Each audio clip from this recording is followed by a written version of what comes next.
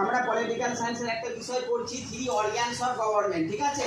এই three organs of গভর্নমেন্টকে separation of power বলা হয় বা ফাংশনস অফ গভর্নমেন্ট বলা হয়, আর একটা বলা হয় এটাকে বলা হয় horizontal distribution of power sharing, ঠিক আছে। এটা আমি নিচে নিচে লিখেছি ঠিকই, কিন্তু অ্যাকচুয়ালি এটা পাশে পাশে হতো, ঠিক আছে। এরকমভাবে লেখাটা হতো, লেজিসলেচার, এক্সিকিউটিভ, জুডিশিয়ারি। দেখো এটা কি লাইন, হরাইজন্টাল লাইন। দেখো তিনটেই কিন্তু সেম লেভেলে রয়েছে, ঠিক আছে। এটা কেউ কারোর থেকে বেশি এক্সট্রা কোনো পাওয়ার কিন্তু এনজয় করে না। এরপরে আমরা দেখব এর তিনটে পার্ট কী কী। থ্রি অর্গ্যান বলছে না, তিনটে পার্ট রয়েছে এর মধ্যে। একটা হচ্ছে লেজিসলেটিভ, একটা এক্সিকিউটিভ আর একটা জুডিশিয়ারি। এটাকে আমরা বলি আবার লেজিসলেচার, আর একবার বলি এক্সিকিউটিভ, এটাকে বলা হয় জুডিশিয়ারি, ঠিক আছে। এটাও বলা হয়। তো লেজিসলেচারে কি হয় আমরা দেখব, ল মেকিং হয়, যে আইন তৈরি হয়।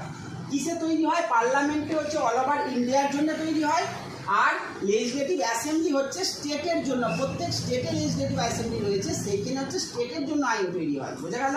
তাহলে লেজিসলেচার কি করে বলো সবাই? ল মেকিং করে। কি করে? ল মেকিং করে, মানে আইন তৈরি করে। তারপরে এক্সিকিউটিভ ফাংশনে কি রয়েছে? এক্সিকিউট বা ইমপ্লিমেন্ট। এক্সিকিউট বা ইমপ্লিমেন্ট মানে কি? কার্যকর করা। যে লটা তৈরি হলো সেটাকে কার্যকর করলো, মানে অ্যাপ্লাই করলো, লটা এবার ওবে হবে, ঠিক আছে। এক্সিকিউট এই কাজটা করে, এক্সিকিউটিভ। আর জুডিশিয়ারি কি করে? নামটা থেকে বুঝতে পারছো, এর মধ্যে কোর্ট সিস্টেম আছে, জাজেসরা আছে এর মধ্যে। তো এই যে কোর্টের কাজ কি না, ইন্টারপ্রিট অ্যান্ড আপহোল্ডিং লস, লগুলোকে বিধিবদ্ধ করা, সাজানো, ব্যাখ্যা করা, এবং হচ্ছে এনসিওর জাস্টিস, এবং মানুষকে জাস্টিস মানে ন্যায় প্রদান করা। এটা হচ্ছে জুডিশিয়ারির কাজ। এই জুডিশিয়ারিকে বলা হয় ওয়াচ ডগ অফ ডেমোক্রেসি। ডেমোক্রেসির ওয়াচ ডগ বলা হয়, কারণ জুডিশিয়ারি এই লেজিসলেচার, এক্সিকিউটিভ দুজনকেই চেক করে, এবং জুডিশিয়ারির এই রোলটাকে বলা হয় চেক অ্যান্ড ব্যালেন্স, ঠিক আছে। এবং ওয়াচ ডগ কেন বলে? কারণ প্রহরী মানে রক্ষাকর্তার মতো কাজ করে। এখানে ওয়াচ ডগ মানে হচ্ছে প্রহরী, মানে সবসময় জুডিশিয়ারি রক্ষা করে। কোন জিনিসটাকে রক্ষা করে? ল, মানে আইনকে রক্ষা করে। বোঝা একটা বিষয়। দেখো এখানে এক্সিকিউটিভের দুটো পার্ট বোঝাচ্ছি। এক্সিকিউটিভের দুটো ভাগ রয়েছে। এই যে এক্সিকিউট বললাম কি, লটা যারা এক্সিকিউট করে বা ইমপ্লিমেন্ট করে, এর মধ্যে কারা রয়েছে আমরা জানবো। এক্সিকিউটিভের মধ্যে কারা এখানে থাকে, কারা এই কাজটা করে আমরা জানবো, ঠিক আছে। এই কাজটা করে হচ্ছে, দেখো টু টাইপস অফ এক্সিকিউটিভ হয়, পলিটিক্যাল এক্সিকিউটিভ, পার্মানেন্ট এক্সিকিউটিভ। তো পলিটিক্যালের মধ্যে কারা রয়েছে? MLA, MP, president, prime minister, chief minister, এরা সবাই রয়েছে পলিটিক্যাল এক্সিকিউটিভ। কেন নাম পলিটিক্যাল?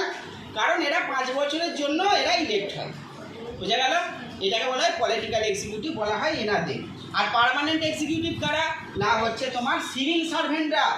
যেমন হচ্ছে আইএএস মানে ইন্ডিয়ান অ্যাডমিনিস্ট্রেটিভ সার্ভিসে যারা চাকরি করে তারা, আইপিএস ইন্ডিয়ান পুলিশ সার্ভিসে যারা চাকরি করে তারা, আইএফএস মানে ইন্ডিয়ান ফরেন সার্ভিসে যারা চাকরি করে তারা এর মধ্যে আসবে, পার্মানেন্ট এক্সিকিউটিভের মধ্যে আসবে।